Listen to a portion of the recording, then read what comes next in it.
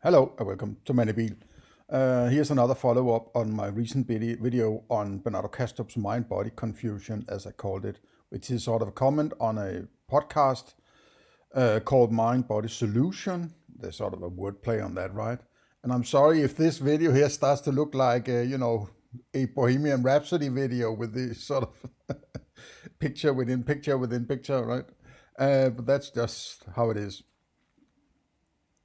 Um, I have been thinking about some kind of combination of Ask Me Anything and commenting on the comments on my video.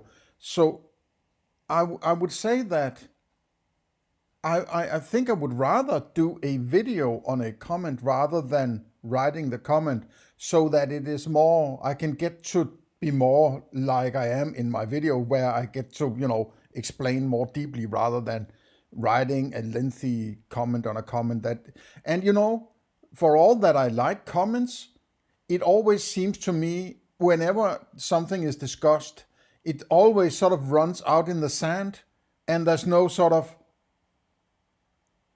agreement, there's no consensus, there's nothing sort of, it usually ends up just saying, well, I'm right in my way and I'm right in my way, sort of. Um, and I might, be a victim of that kind of thinking myself, though I try not to be, right? So maybe it's better to, if there's a good comment on my video, then make a new video that sort of supports that first video, or the second video of a comment of a first video, whatever, right? um, yes, let me just get to it. And thank you to, let me see, to Göran from Sweden. I presume, I suppose. Göran, there's some, is it a director, movie director? Or is it a musician or some kind of artist that is a famous Göran? I have some, there's some back in my head, there's some Göran I sort of remember, or I don't remember, but it's somehow there's a remnant of it in my mind. I don't remember exactly, what it is, right? Doesn't matter at all, just,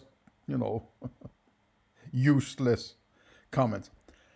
But this is not useless, which I'm going to dive into. Okay, so I'm trying to, I get a little carried away sometimes in my videos. I'm very sort of, I tend to be a little emotional, you could say, but it's not like I feel like I'm emoing. I'm just being loud about it, maybe you could say, right? I'm just being myself. Something that I really settled myself on like 10 years ago. I'm going to be who I am. I will not try to be something that I'm not. If this is what I am, this is how I express myself, then so be it. I'm not going to put sort of limitations on myself, or any kind of expectations. You should say this and you should say that, or whatever, right? In this day and age where people are hunted down for calling a woman a lady and things like that, I'm like, okay, that there is no. I mean, it has become a point where I can't be bothered with how I express myself, because, and all the COVID event and all this shit that is going on in the world, that is sort of a looming violent threat hanging over you, and then somebody would point out, you said that word over there, I don't like you saying that word, that's a nasty word. Give me a break, right? So, and this be sort of going on for a while, that I'm just settled. I'm going to be completely honest with myself, that I'm not going to try to elude myself into some kind of philosophy based on what I like. I'm going where my arguments leads me, as far as I can possibly do, to avoid just, connecting the dots in a fashion from some agenda I might have, right? I think that you cannot avoid it completely, but that doesn't mean you can try to avoid it, right? And I'm just going to be me. And if you don't like how I am, well, fair enough. I mean, find somewhere else to spend your time, right? So at least I'm coming across as honest, right?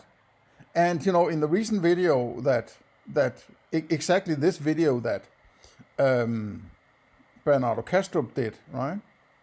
He's reviewing some other person that interviewer is referring to, and saying, well, Bernardo Kastrup says, well, I'm okay with him because he's sincere and honest and so on, right? Okay, well, I'm sincere and honest.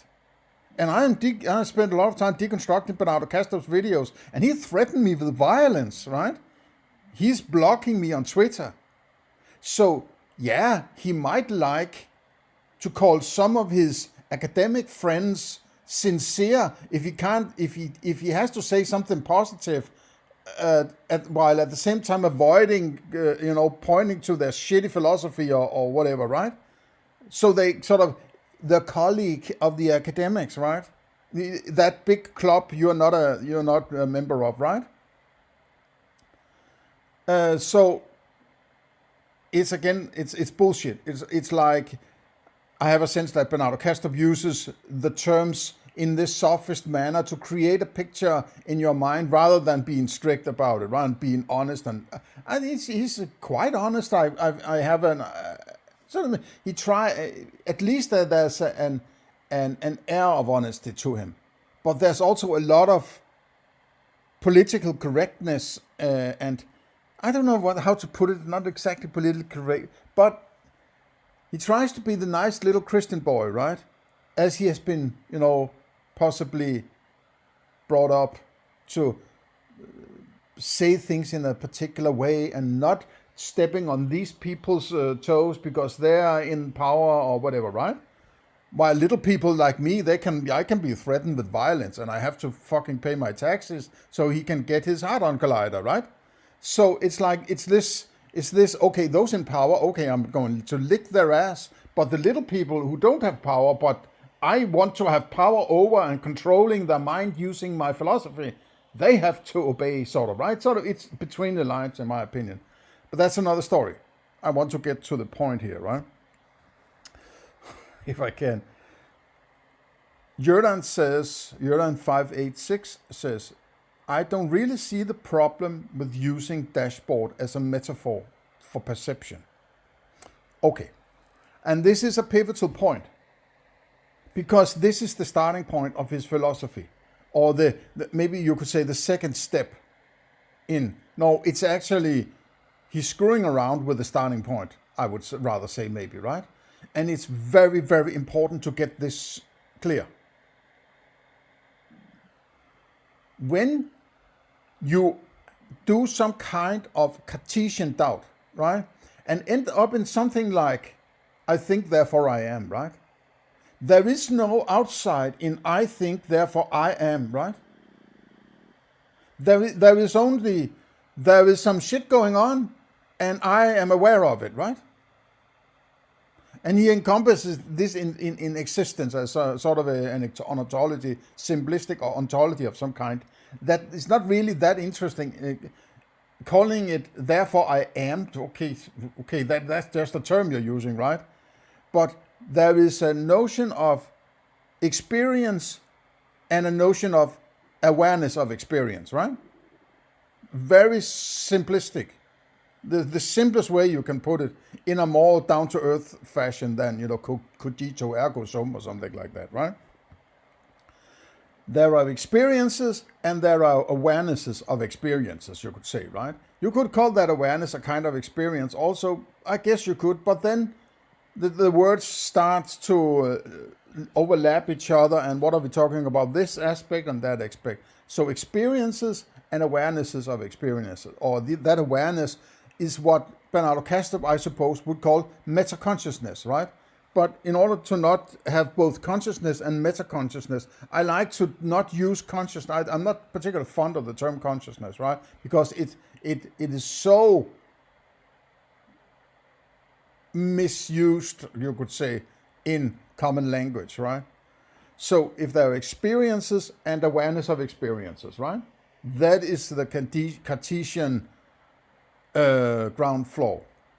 There is no external in that, and if you were to do some kind of reduction of whatever you're experiencing, you could say the whole thing, whatever it is, and you start by, for instance, defining what you refer to, and then defining those terms you're using to define that first thing, and so on, and keep going. In my opinion, you would end up with some kind of reduction base where you can't reduce it any further, right? And that would be the experience that Descartes is referring to when he says, I think, right? That which he is thinking about is the experience. And he's aware of that experience. And the experience, the building block of that experience, or the starting point, maybe I should say, because it's a layered cake to some extent, right? The starting point is the reduction base you did when you did that exercise of Cartesian doubt, maybe using definitions of definitions, and so on and so on and so on, right? When you do that, that situation holds no reference to anything external. External is not even a part of the vocabulary, right? Experience and awareness of experience. That there's no, that you could say maybe that because there is awareness and experience, these are separated somehow. But that's not necessarily the case, right? That's maybe just a categorization you are applying to it, right? The awareness might be all over the experience, so to say. So they're sort of tangled up in each other in a way, right? So creating a hard borderline between them is not necessarily correct. But you could do it as a way of working with philosophy, right? I mean, I would be perfectly fine with that, but then just state that that's what you're doing, right? There is no external to that. Because if you're not aware, you could maybe also argue this way, if you're not aware of that experience, you wouldn't even be able to talk about experiences. So the awareness and the experience are very interlocked, right? There is maybe something that you're aware of in your mind, but it's only the awareness of it that you have access to, and you call that an experience, right? So the experience is actually also a part of the awareness. Because if it wasn't an awareness of the experience would not be there because you weren't aware of it, so to say, right? I mean, a little convoluted maybe, but in my sense, these two are interlocked together in the same way that Descartes says, I think, therefore I am, right? Which I have sort of reformulated in this way, you could say, right? That's my take on Descartes, right? Okay, so what is it about this outside world all of a sudden, right? Well, where the hell is it? How do you get to it? You are aware of some experiences, right? Okay, you're aware of some experiences. How do you get from that to there's something beyond my experiences, right? And furthermore, that outside is responsible for my experiences. That's a bit of a leap, right? Because there's nothing in the experiences, colors, sounds, and so on, and elephants, and whatever you can refer to in that experience. And we might go into these layers of how you can classify and qualify the structure of that experience, and how you get to that. But let's just call that experience, and then the awareness of it, the meta-consciousness of that experience. Then what is it about that outside? How does that all of a sudden arrive? Right? Because if you say that experiences are outside, that's ridiculous. Because then you're disconnecting those experiences from the awareness. You can't be aware of them if they're outside where they're supposed to be in order to be aware of them. So if they're interconnected awareness and experience, they are just there, so to say. There is no outside you can refer to just by analyzing this, right? And that's the whole point. The step is, I'm not saying you can't get to an outside in some way or another using some kind of philosophical argumentation structure, but the validity of how you do it has to be there. It has to be a valid step, in my opinion. And you might discuss what it means to be a valid step, but this is where the deeper you go down to the layers, the more fucking strict you have to be about how you do it. And it seems to me that the deeper it gets in philosophy, the more fluffy people are about how they get from one thing to the other, right? At the deepest level, it's just, I just invented this because I need it, right? That doesn't work, right? So at this point where you step out from the Cartesian duality, singularity, whatever, the Cartesian ground floor, right? That's when you have to be careful.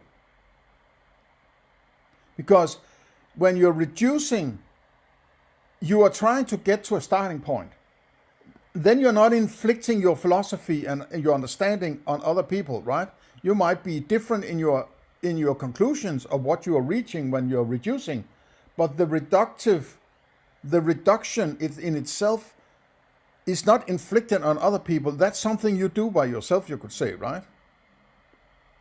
But when you start to go the other way, when you reach that ground floor and then try to re-establish the house, so to say, building brick by brick and so on, that's when you potentially could go on and say to people, I have got it. Yes, hey man, right, this is how it is, right? Then you have to be fucking clear on what you're doing, right? And that's when I say the first step away from Descartes is of the utmost importance, right? Because if it's invalid, it basically pulls down the whole house of cards, right? And the only way you can get away with it, if you do it in a way that people don't understand, is actually not a valid way of doing it. Then you might be able to get away with it. But why would you? Then you're a corrupt sophist who wants to get things your way, no matter what kind of philosophy you're pulling them with, right? So therefore, I'm saying, okay, it has to be rigid. And in my understanding, or in my way of doing it, there's either I can argue philosophically from A to B, or if I cannot, and I feel I have to go that way, I would have to use an axiom and say, I am settling on this is the case, right? And just saying, this is what I'm doing. You don't have to follow me. This is my philosophy, right? This is my axiom.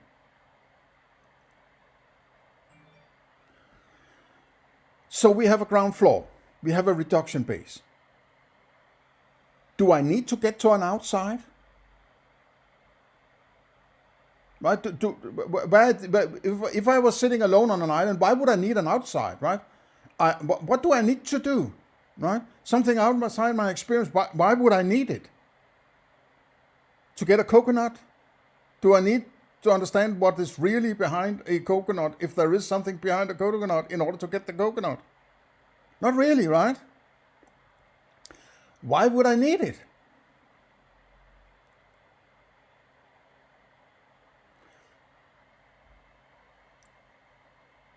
The point is maybe that if I have an experience of somebody else who is similar to me, who wants to get that coconut,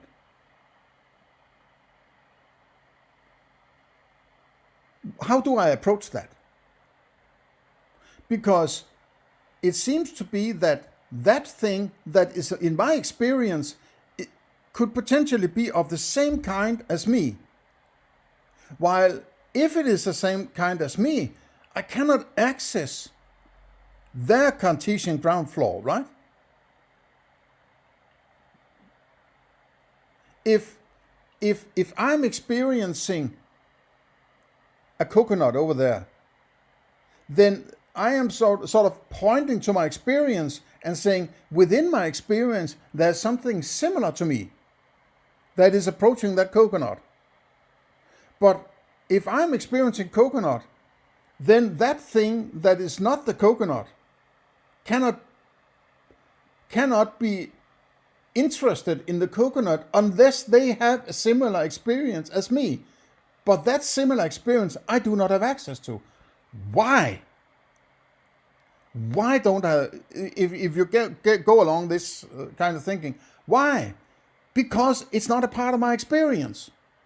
That would be a conclusion, right? That could potentially be a conclusion. You might say it could be axiomatic, but I would say it's decently good reasoning, right? Because it's not a part of my experience. Well, how can it not be a part of my experience if I'm experiencing that person or that individual, whatever I call it, but I'm not experiencing that which I'm experiencing as a coconut in them? Maybe everything I experience is not my experience. Maybe the whole experience is outside. Maybe the coconut is outside, and the individual is outside, and the tree, and the sand, and the ocean is outside. But then, the idealist would say, hang on a minute, right? How can your experience be outside? Because then your experience is outside your awareness of your experience. It can't be, but then you can't be aware of it, right? So how does this work? How does this work? This is sort of the materialist paradox that Bernardo Kastrup keeps coming back to, right? He keeps coming back to this, and I agree, it's a problem in materialism. It can't be solved in the way they try to solve it by neuroscience and whatever, illusionism and all this shit, right? They're trying to, argue it away. The hard problem. Then, what if all I'm experiencing is a representation of something outside? Then I only get that kind of representation. I need to get around in that outside, right? I might not experience everything that is out there, so to say, in my representation. So then both that, what I call an individual, and the coconut is in my mind.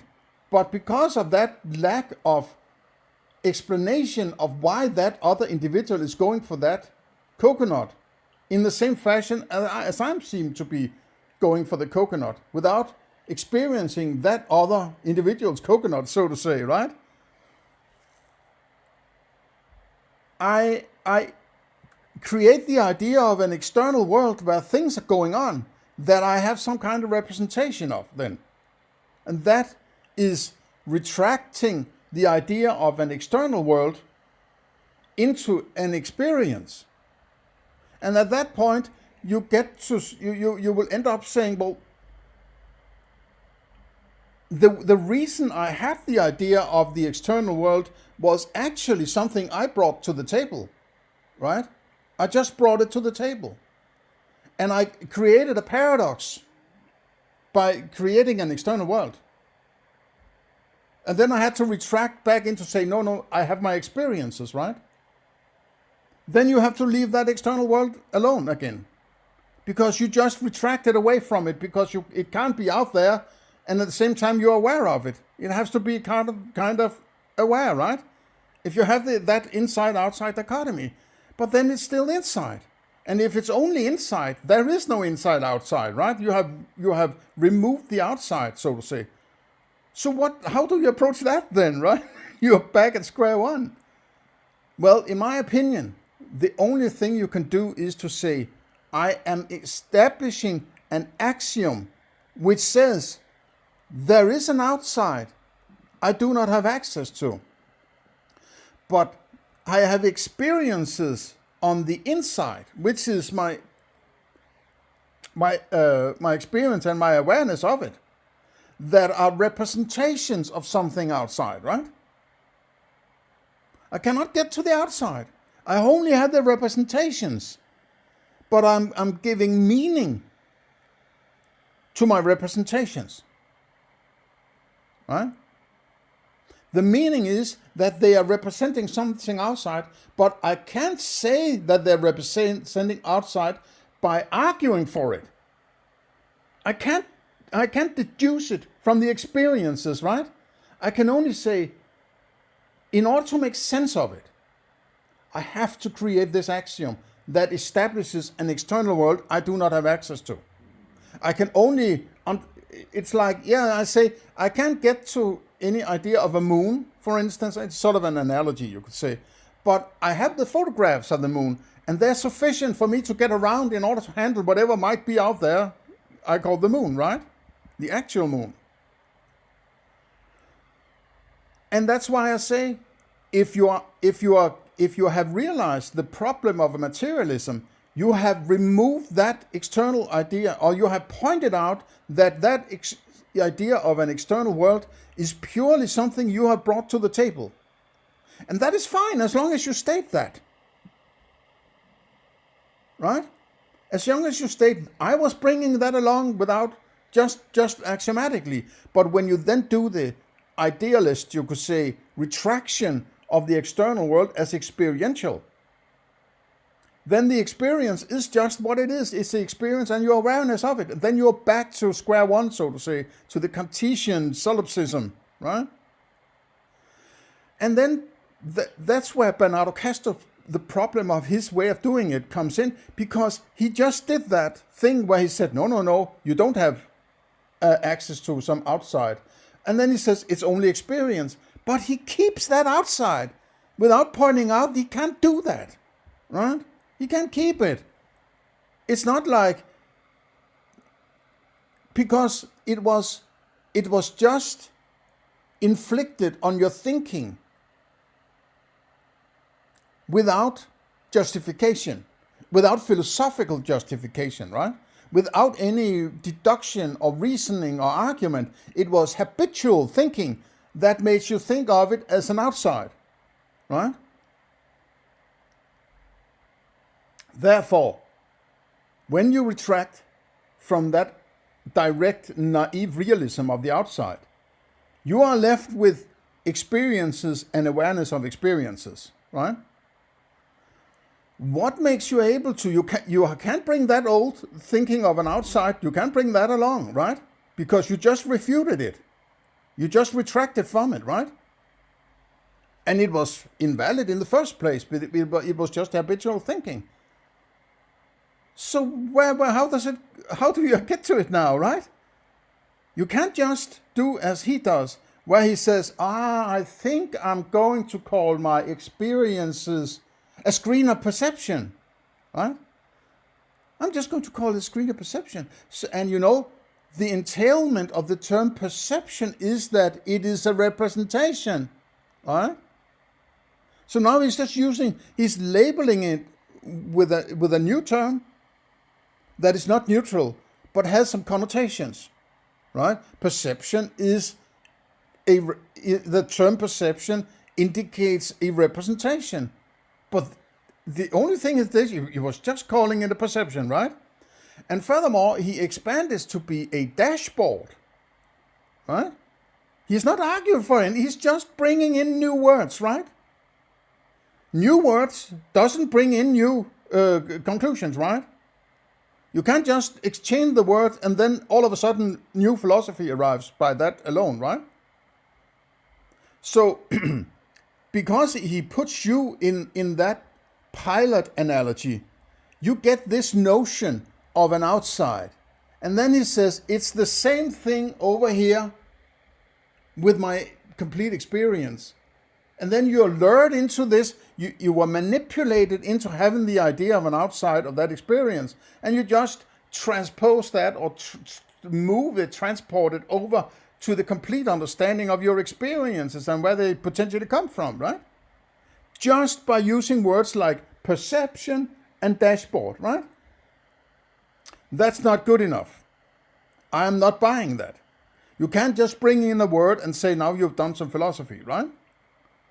You have to point to some aspect of that experience, like a color or a sound or a taste, and say, that is why there is an outside. if you want to argue philosophically. And if you cannot do that, there is only one other option, in my opinion, which is stating an axiom that says, I am working from the idea, just like I said before, that this is a representation of an outside. I made it up in order to do philosophy, and I'm clear and honest and neutral about it. I'm saying this is my axiom. It's not argued, it's not derived, it's not reasoned. I did it because I need it to get further in my philosophy. And I'm honest about it and stating as an axiom, which is my axiom. If you want to go along, fine, it can be our axiom then, right? But I'm not trying to allude to some kind of, it follows from my experiences that there is an outside. By using the term of perception and an analogy of a cockpit and so on, right? Just throwing around that sophistry, man, right? And it's so important at this level in philosophy that you do it right to avoid all sorts of complications down the road. Because if you can step into something that you cannot possibly step into, then you can knock yourself out with all sorts of weird shit, which is also what I hear when Bernardo knocks himself out in all sorts of big minds and ripples and, interpersonal subjectivities and God the hell knows what, right? It's because he did something in the first place that is not valid.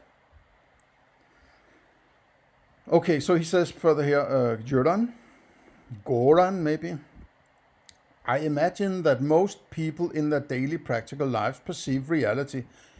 How do you know you're perceiving reality, right? What is reality? What is it? You are appealing to something that is not a part of your philosophy yet. If you're at the same point that we're discussing here, right?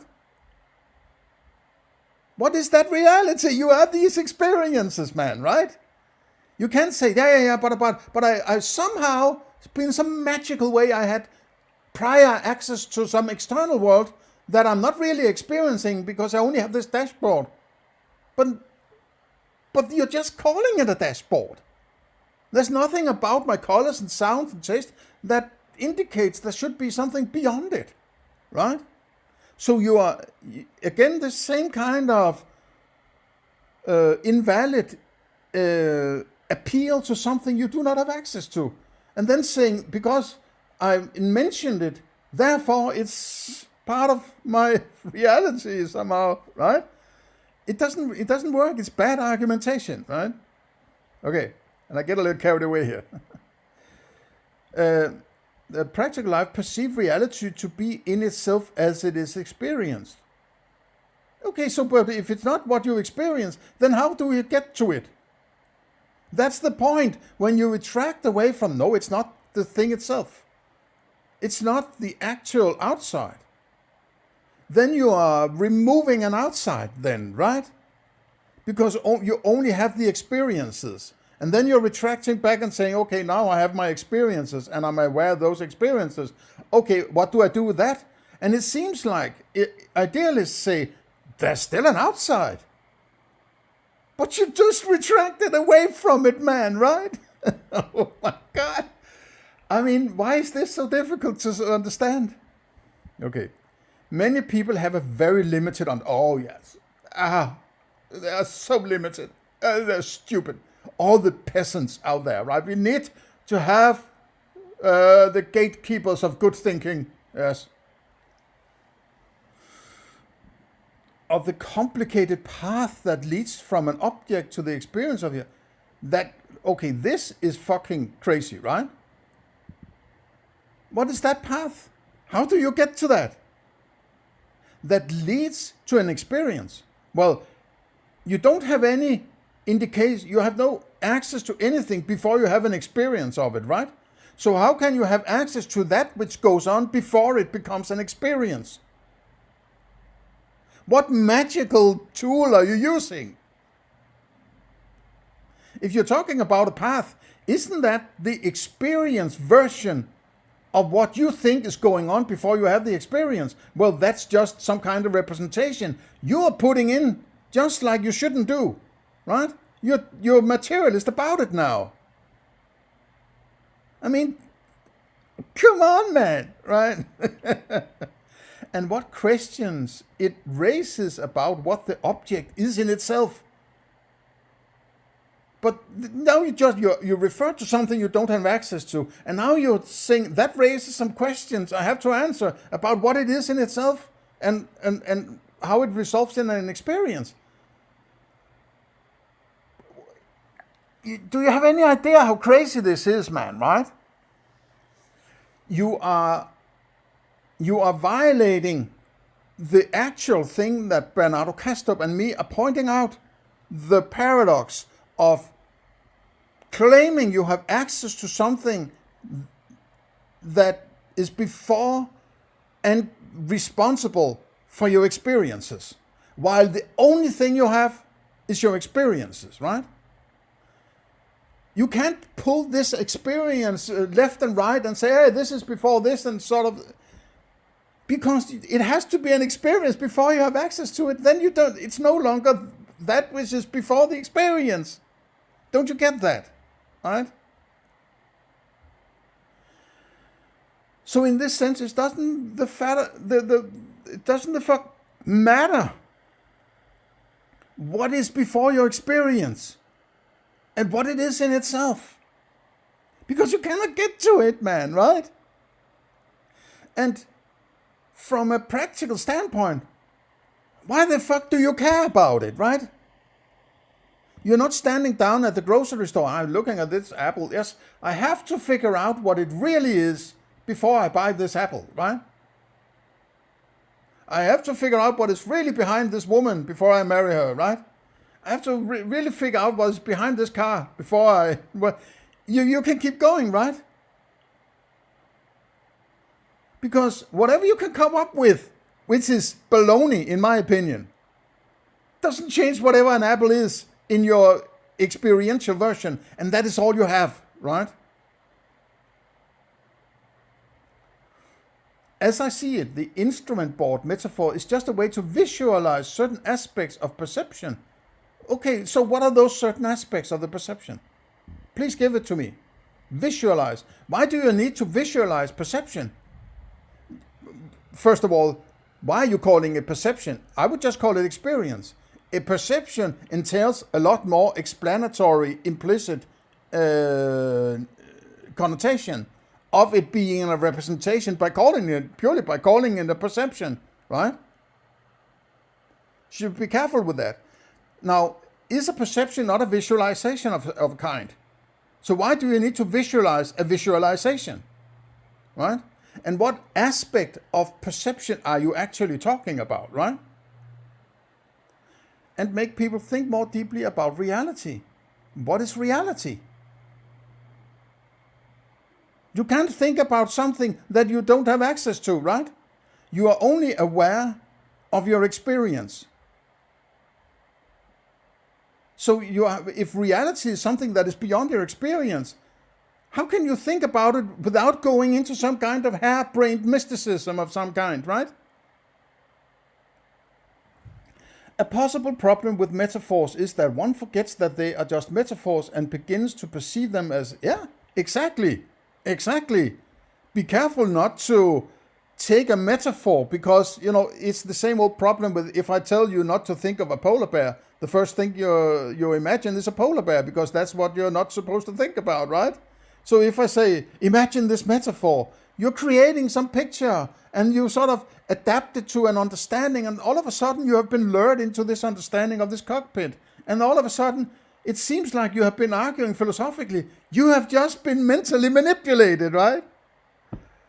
So I appreciate, even if I'm sort of critical of you, Joran, right? You are sort of, between the lines, I sense someone who is curious, but doesn't want to be led astray, right? And I like that approach. I like philosophy. In my opinion, when I try to judge philosophers, is this someone who has their own philosophy? And is it someone who is willing to listen, but is not easily lured into some new avenues of thinking, right? And I would actually encourage that. Don't just, blow with the wind, right? Don't just fall for any, sweet-smelling philosophy, right? Because it's there's a lot of psychology that is influencing sort of deeper levels of philosophy, right?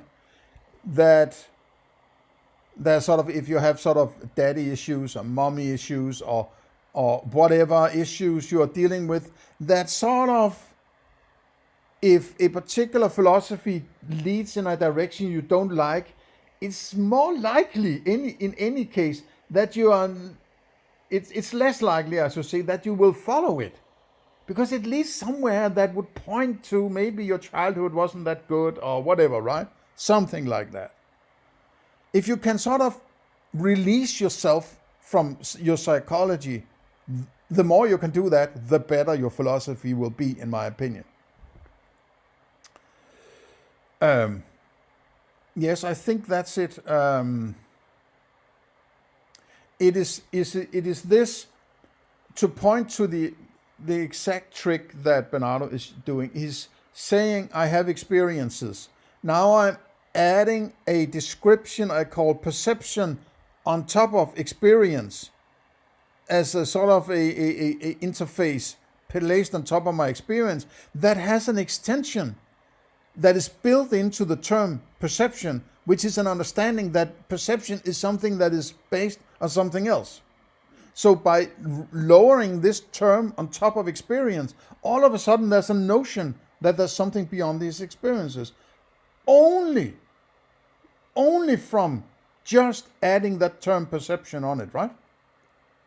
And then if you're on top of that, add the metaphor of the cockpit, right? Then it's sort of, you are being told something from the outside. These dials, which he calls them, which is sort of colors and sounds and elephants and whatever, right? That is sort of the outside telling you what you should know, sort of, right? You can fly by the instruments because you're blindfolded, right? But you look at your instruments, they are there to help you, right? That's an interpretation that doesn't follow from the experience, right? It's just added on top by pure lingo, by sophistry, right? And all of a sudden this experience turned into an understanding of an outside that is telling you whatever, just by adding these freaking terms. I am not buying that, right? Because that outside world is refuted in the materialism. There is no outside world you can refer to, right? You have to reject it in the first place and go back to, I have awareness of experience, right? Cartesian doubt. So now it's gone. The outside is gone from your materialist screwed up ideas. If you, as I and I suppose Bernardo Kastrup and a lot of other people have realized that prior materialist understanding is screwed because it's paradoxical. So you are left with your experiences. Then that outside world is gone. That reality you're calling it is gone. I'm not saying it can't come back, but if you want to bring it back, you have to have some fucking good arguments, man, right?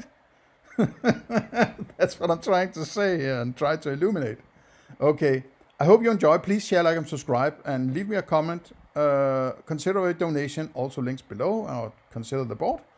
And beyond that, have a nice day. See you in the next one.